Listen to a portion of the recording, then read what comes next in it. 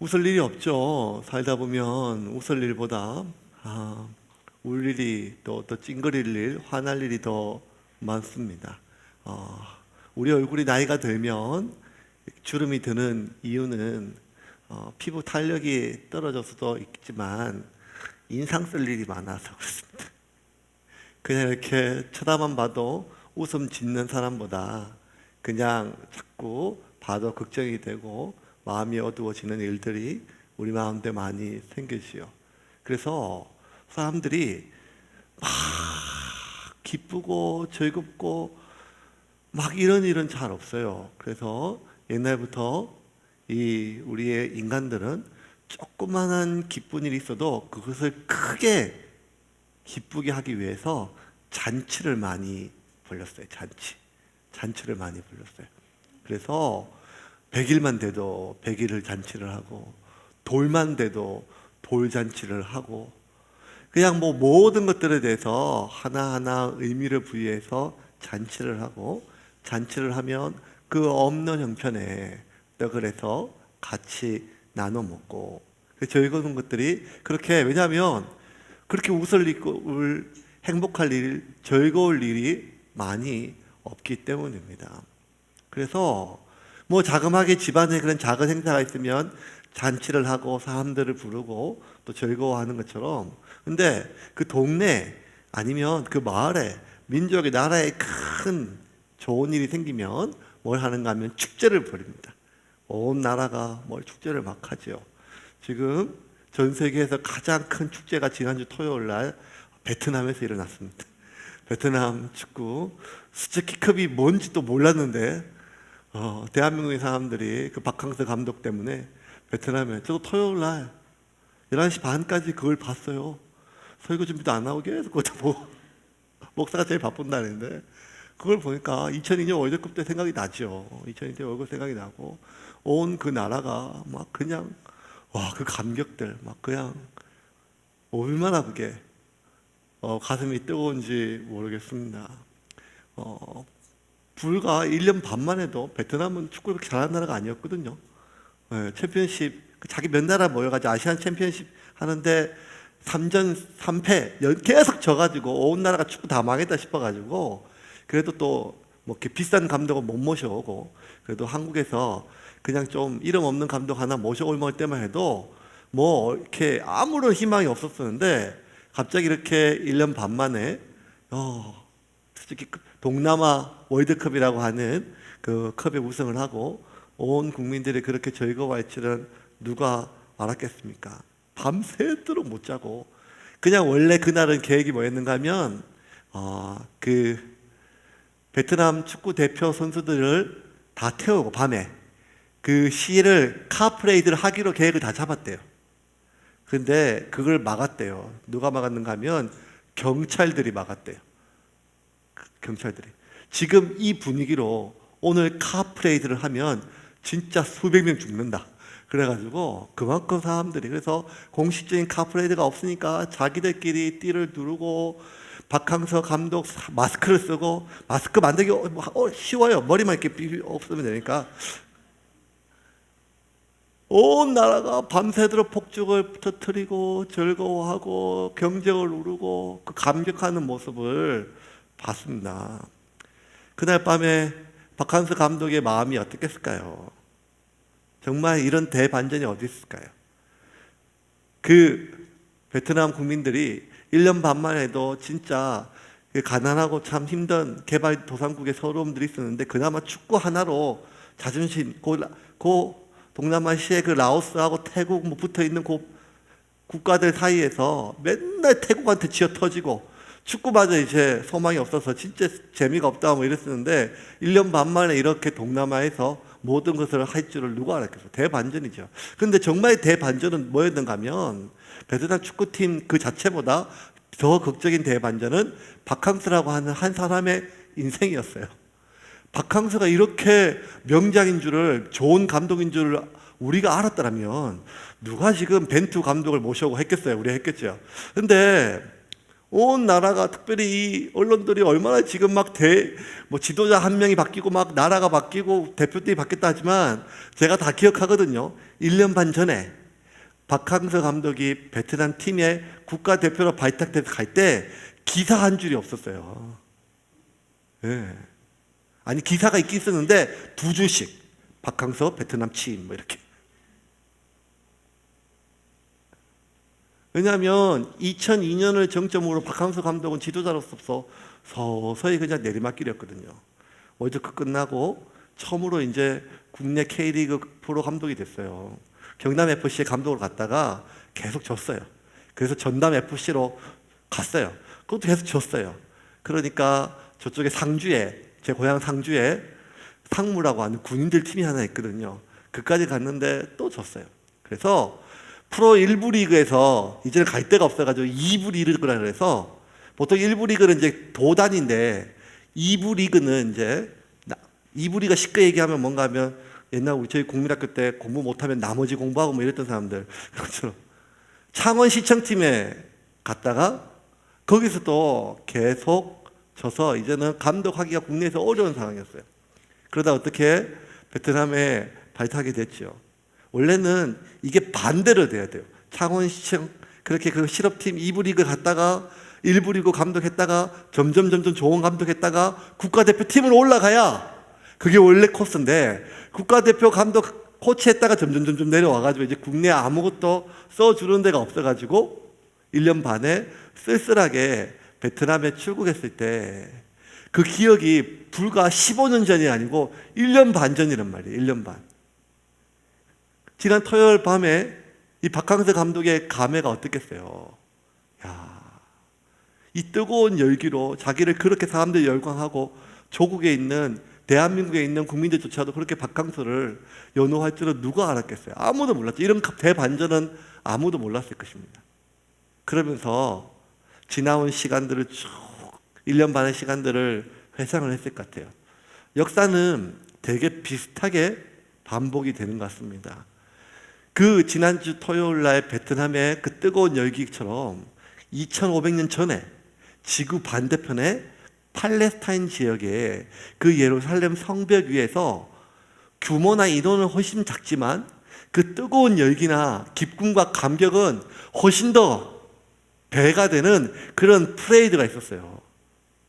성벽이 완공이 되고, 그리고 사람들이 이제 성벽을 하나님께 봉헌하기 위해 봉헌식 전에 정결의식을 하였죠. 몸과 마음을 씻고 성문에 피를 뿌리고 정결하게 하고, 하나님이 그 정결하게 받으시고 나서 이제 큰 잔치를 벌였는데, 어떤 잔치를 벌였는가 하면 프레이드를 했어요. 마치 마칭 밴드 해가지고 막 그냥 뚜뚜뚜뚜 해가지고 막 나팔 불고 막 빙빙 도는 것처럼 느헤미야가 2부대로 나눠가지고 성문을 양쪽으로 이렇게 성벽을 돌게 했어요. 돌게 해서 마지막에 서로 만날 수 있도록.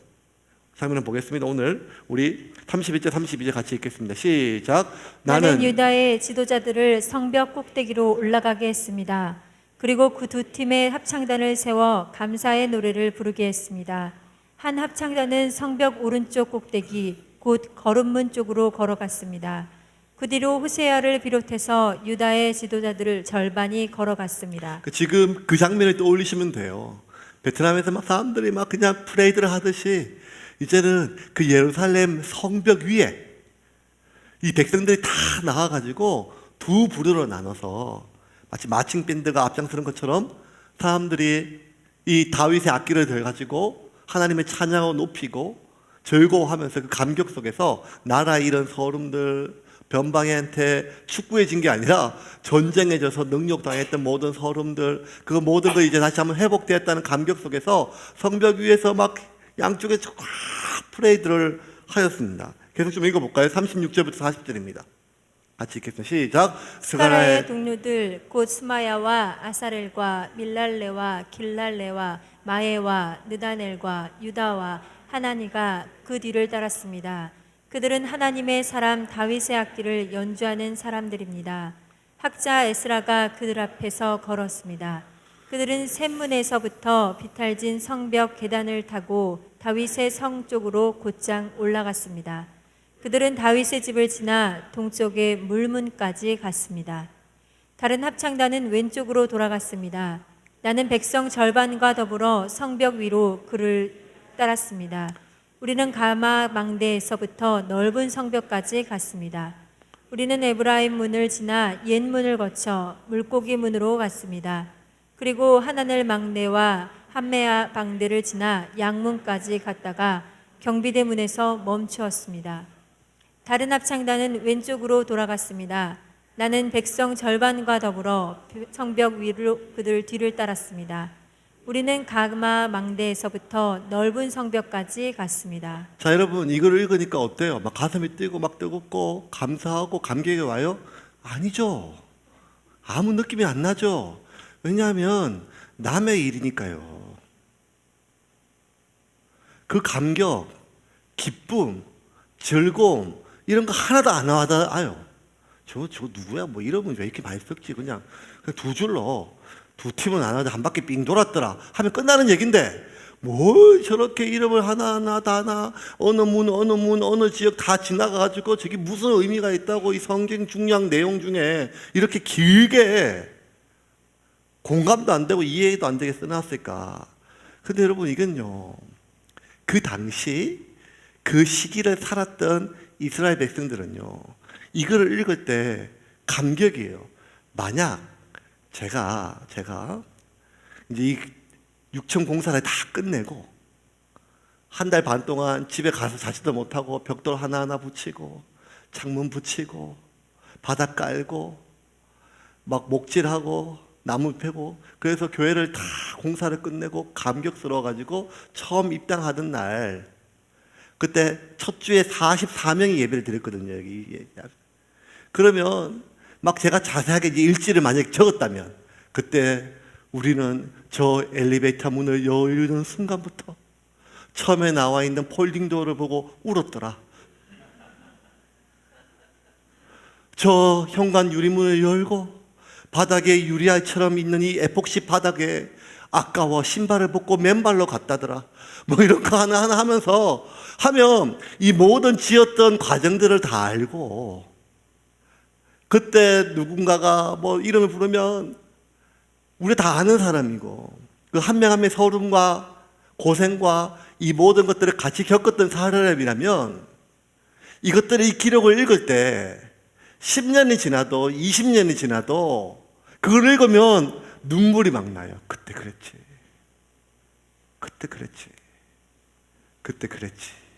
그래, 이 사람이 그때 그랬지. 그때 저 유리문에 너무 맑아가지고 없는 줄 알고 꽝 박아가지고 코가 깨졌지. 뭐 온갖 얘기를 다 하면서 감격에 찼을 거예요.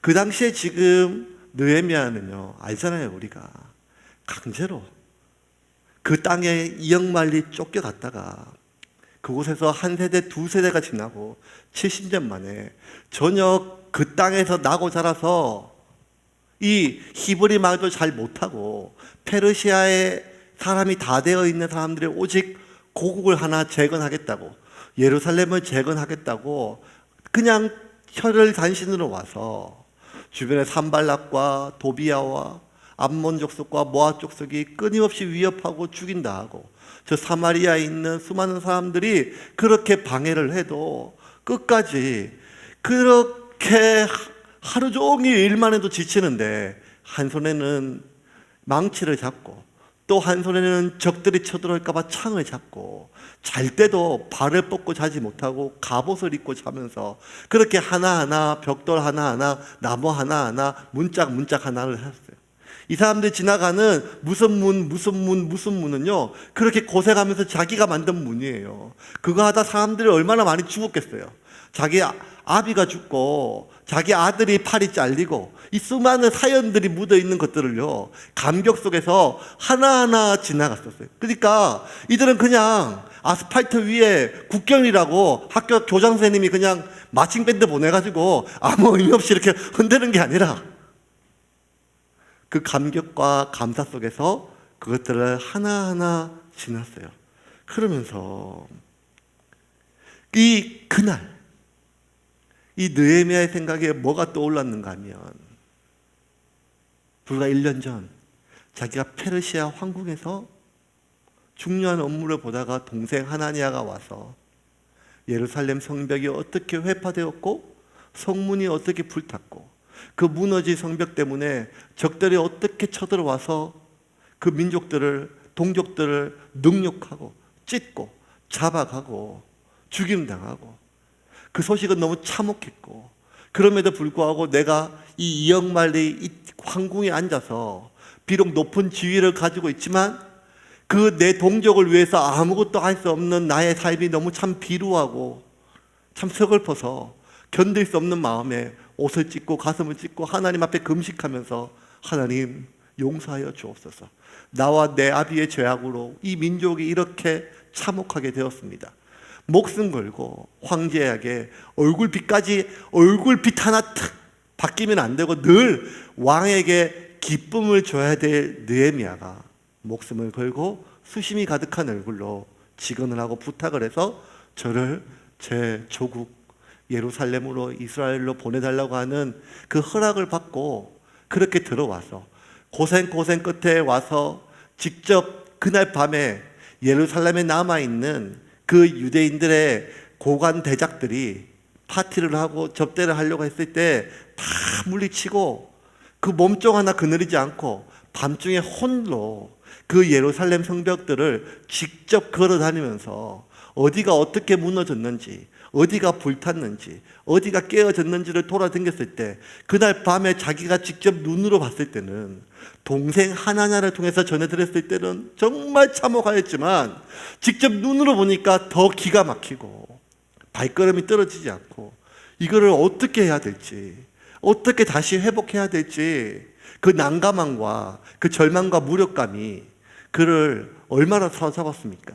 우리가 그거 지난 6개월 동안 같이 다 읽고 수요일마다 은혜를 나누었잖아요.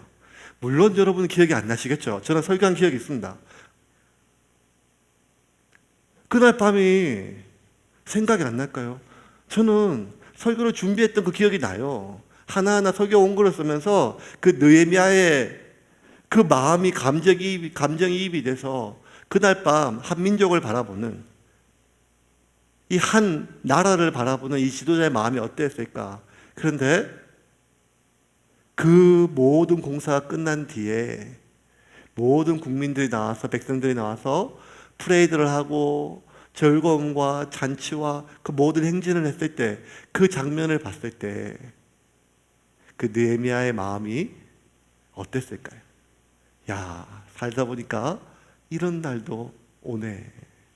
살다 보니까 이런 날도 오네. 내가 이렇게 지나간 과거를 옛날 일처럼 말하면서 웃을 수 있는 날이 올 줄은 꿈에도 몰랐다는 거예요. 토요일 날 아침에, 주일 날 설교 다 끝나고 저녁에 집에 가서 인터넷에 검색해 보니까 사람들이 댓글에 전부 다 와, 바캉스 대단하다, 뭐 베트남 축구 대단하다, 이게 아니라 전부 다 댓글 제일 많은 건 뭔가 하면 이런 내용이야. 내가 살다 베트남 축구를 이렇게 볼 줄이야. 어떤 분은 지난 10년간 축구 대터 한 경기도 안 봤는데 10년 만에 내가 본 경기가 대한민국 팀이 아니라 베트남 경기일 줄이야. 살다 내가 지금 베트남 축구, 그것도 월드컵도 아니고 그냥 이름도 한 번도 들어보지 못했던 그 축구 대표팀 그 경기인데 베트남하고 말레이시아하고 하는 경기를 이렇게 손에 땀을 쥐고 볼 줄이야. 누가 알았겠냐, 뭐 이런 것들이 대부분이에요. 살다 보면 그럴 날이 올 줄은 상상을 못했겠죠. 우리가 무슨 베트남하고 말레이시아가 붙든지 말든지 뭐가 상관이 있겠어요. 그런데 그러한 단순히 남의 나라 축구 경기를 볼 날이 아니라 우리의 현실적인 삶이 도저히 지금은 더 이상 상상할 수 없을 만큼 참혹하고 비루하고 남루한 삶이 지속될 때, 우리가 장차 하나님은 살아계시고 하나님이 우리를 이렇게 버려두지 않을 거라고 하는 믿음은 신라까지 붙들고 있지만, 그럼에도 불구하고 과연 우리가 웃을 날이 올까? 과연 우리가 오늘의 이 일을, 지금의 이 상황을, 현재 우리의 이 상태를 웃으면서 마치 옛날 이야기처럼 할 날이 올까라고 생각하는 분들이 사실 지금 참 많지요. 경제적인 어려움이나 부부의 문제이나 자녀의 문제이나 내 삶의 이런 모든 문제들은 아무리 생각해도 그래, 내가 죽지는 않겠지, 내가 그렇게 이렇게 끝나진 않겠지. 하지만 정말 내가 옛날처럼 그렇게 기쁘게 환하게 웃을 날이 올까? 그것이 느헤미야의 마음이었어요. 그런데 느헤미야가 43절에 이렇게 기록합니다. 43절입니다. 같이 읽겠습니다. 시작. 이날에 무리가 큰 제사를 드리고 심히 즐거워하였으니 이는 하나님이 크게 즐거워하게 하셨음이라. 부녀와 어린아이도 즐거워하였으므로 예루살렘이 즐거워하는 소리가 멀리 들렸느니라. 이날에 무리가 큰 제사를 드리고 심히 즐거워하였으니 이는 하나님이 크게 즐거워하게 하셨음이라. 부녀와 어린아이도 즐거워하였으며 예루살렘이 즐거워하는 소리가 멀리 들렸느니라. 예루살렘 온 성에 즐거워하는 웃음소리가 멀리까지 들렸대요. 이걸 바라보는 느헤미야의 마음이 얼마나 감격을 했을까요? 웃을 날이 올 줄을 믿으시기를 바랍니다. 하나님이 우리를 웃게 하실 것입니다. 하나님이 이스라엘 사람들에게 즐거움을 주신 것처럼, 기쁨을 주시는 것처럼 우리 삶에, 우리 가정에, 이 나라와 이 민족계 한국 교회 가운데 하나님이 다시 회복해 하실 줄을 믿으시길 바랍니다. 근데 우리가 아무리 아멘 아멘 해도 현재 내 상황이 너무 암울하고 가능성이 없으면 그래, 하나님이 그렇게 하시겠지 하면서도 웃음이 나와요. 그 웃음은 기쁨의 웃음이 아니라 헛웃음이겠죠. 성경에 자꾸 애들이 안 들어오니까 지나가다가 제가 어떤 연세 많은 60 앞둔 그런 이제 권사님한테, 권사님 자꾸 걱정을 하세요. 권사님 애들 들어오셨어요? 애들이 들어왔어요? 그래서 제가 뭐 곧 오겠죠. 안 되면 권사님이라도 하나 나와세요 빨리. 그랬더니 권사님이 기겁을 하시고 막 내려가시더라고요.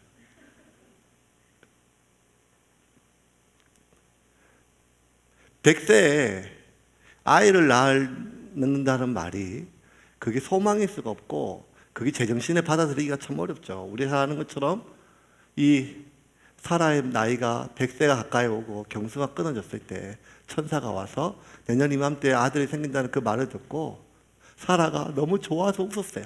좋아서 웃었어요? 한번 볼까요? 18장 10절에서 12절입니다. 시작. 그가 이르되 내년 이맘때 내가 반드시 내게로 돌아오리니 내 아내 사라에게 아들이 있으리라 하시니 사라가 그 뒤 장막문에서 들었더라. 아브라함과 사라는 나이가 많아 늙었고 사라에게는 여성의 생리가 끊어졌는지라. 사라가 속으로 웃고 이르되 내가 노쇠하였고 내 주인도 늙었으니 내게 무슨 즐거움이 있으리요. 사라가 속으로 웃었는데 그것도 하나님 보셨어요. 하나님 웃게 하신다는 게 마치 지금 우리에게 이렇게 들려요.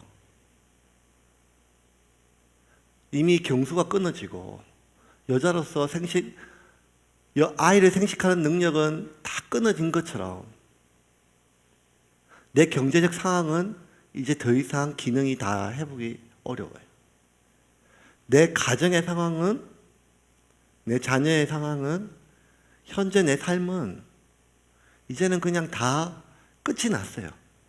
그런데 누군가가 어줍지 않은 위로로 하나님이 도우실 것입니다.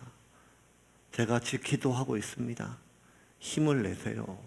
하는 말이 싫은 거거나 거부감이 드는 건 아니지만 현재 내 상태는 마치 사라와 같아서 다시 무언가 살아난다는 말은 이미 죽었던 내 몸에서 아이가 태어난다는 말과 똑같이 여겨져서 그냥 헛웃음처럼 나올 때가 얼마나 많겠습니까?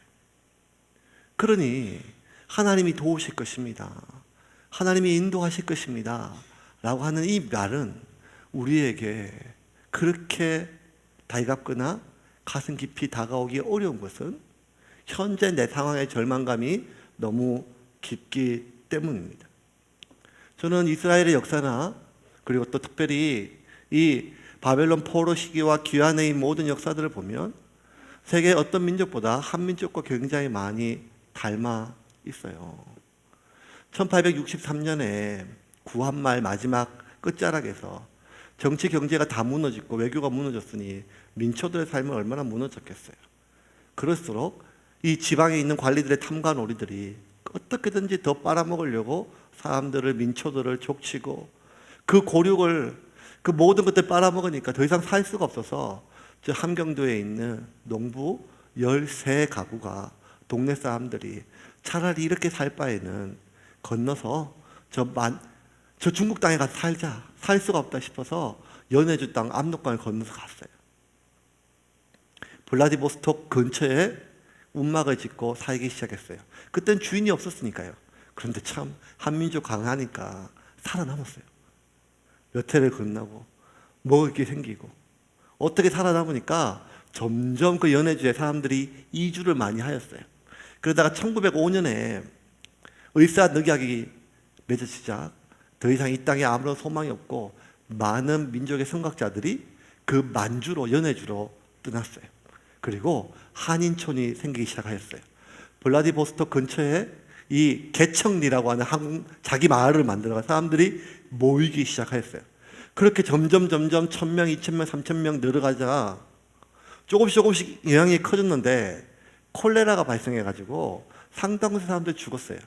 그래서 소련 정부는 저 변방의 난민들이 너무 생활의 수준이 미개해서 콜레라를 일으켰다고 하는 그 죄명을 씌워가지고 블라디보스토크 외곽으로 강제 이주를 시켜요. 하루아침에 생계가 끊어진 사람들은 또 거기서 일궈요. 동네가 막 일어나요. 그래서 새로 한국 사람 한민족의 마을을 만들었다 해서 신안촌이라고 하는 동네를 만들고 1910년 한인합방을 계기로 굉장히 많은 우지사들이 그곳에 모이기 시작합니다. 신채호 선생, 이상수 선생 이런 사람들이 모이기 시작했었습니다. 그러다가 1914년 대한광복군 정부까지 생기고 본격적으로 그곳에 민족의 독립운동이 막 시작될 때쯤 시련이 진짜 크게 와요. 1937년 소련 정부가 한참 일본과 전쟁할 때 그 군부가 어떠한 전략을 짰는가 하면 이 한민족의 위험 민족 요소가 있다는 거예요. 그 뭔가 하면 일본과 전쟁을 하면 일본 사람과 한국 사람들, 조선 사람들은 외모를 구분할 수 없어서 그들이 간첩을 행했을 때 잡아내기 어렵다 싶어가지고 극동에 있는 블라디보스톡에 있는 한인들을 다 소련 전역으로 강제 이주를 시켜요. 그것이 1937년 9월부터 2달 동안 무려 17만 2천 명을 강제로 이주를 시켜요. 제가 블라디보스토크 3번을 갔다 왔거든요. 매년 단기 선교로. 현지에서 살아남았던 분들의 증언들을 들어보면 이래요. 그냥 밤중에 갑자기 군인들이 닥쳐가지고 짐을 싸라는 것이 아니라 사람들 다 나오게 해요. 그래서 기차에 태운대요.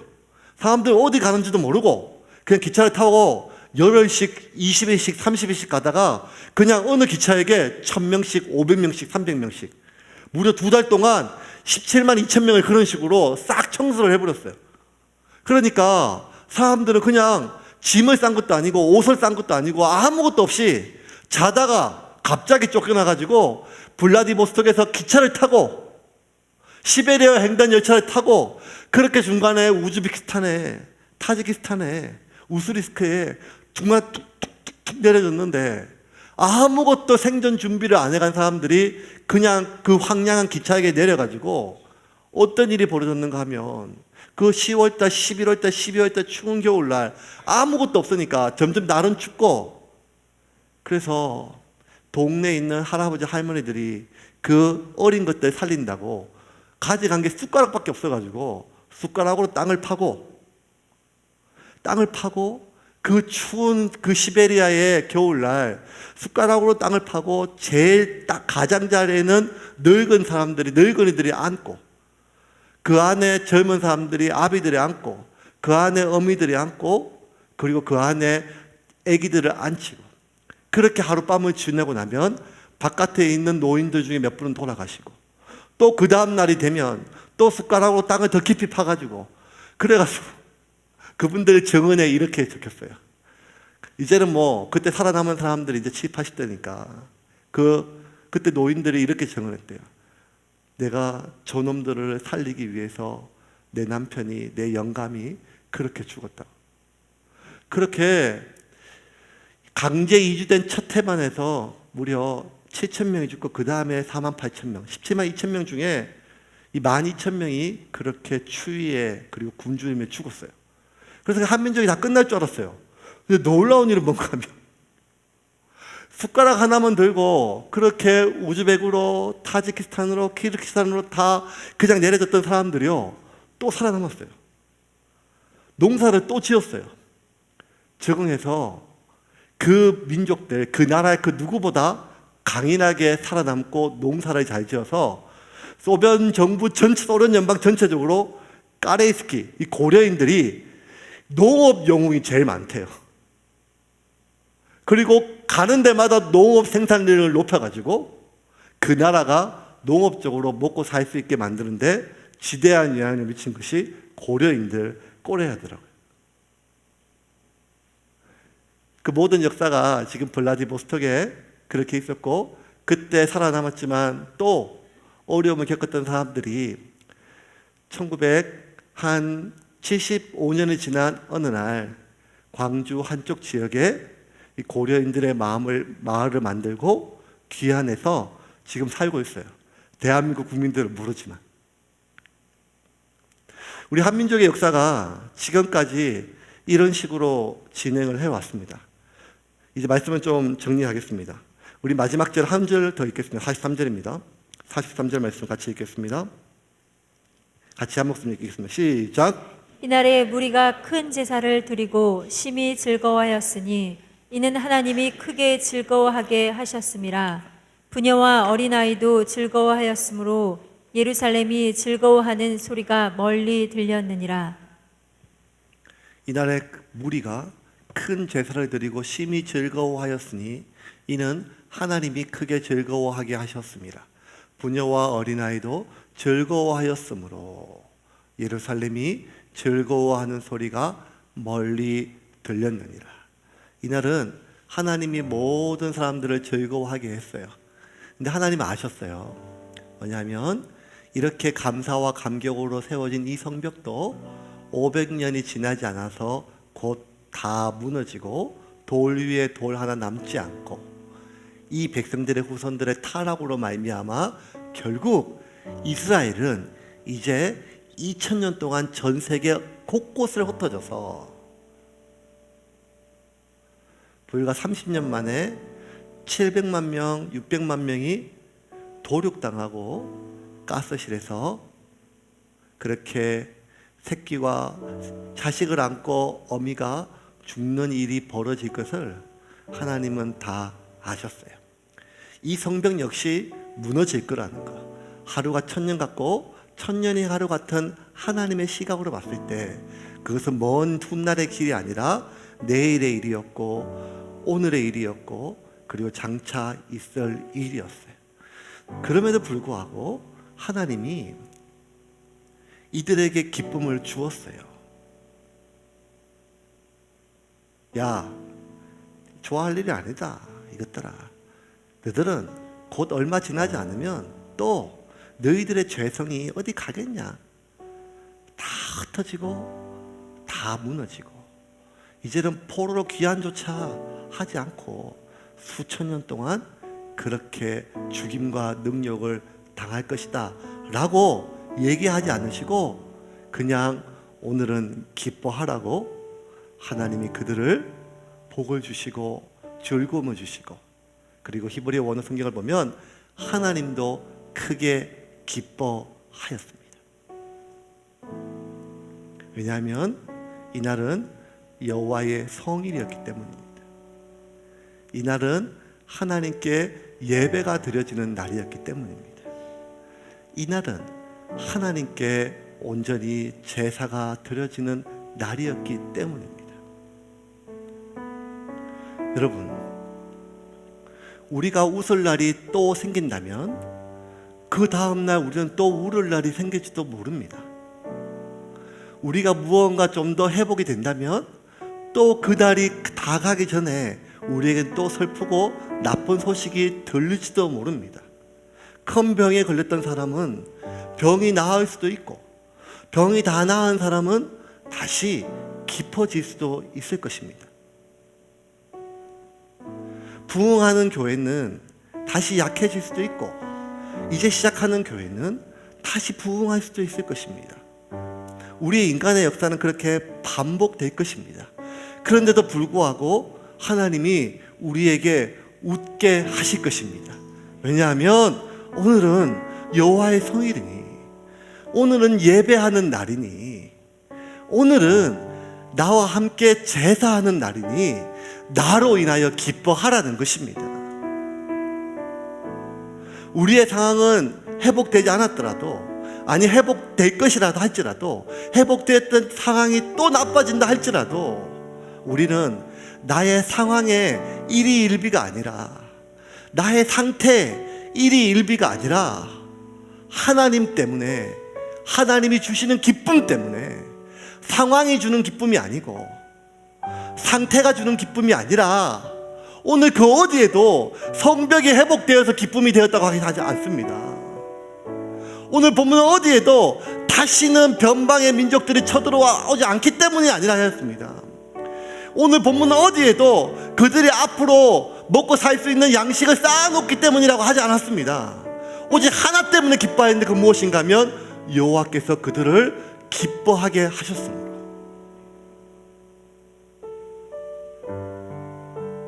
그러므로 우리는 슬픔 가운데서도 예배를 드려야 됩니다.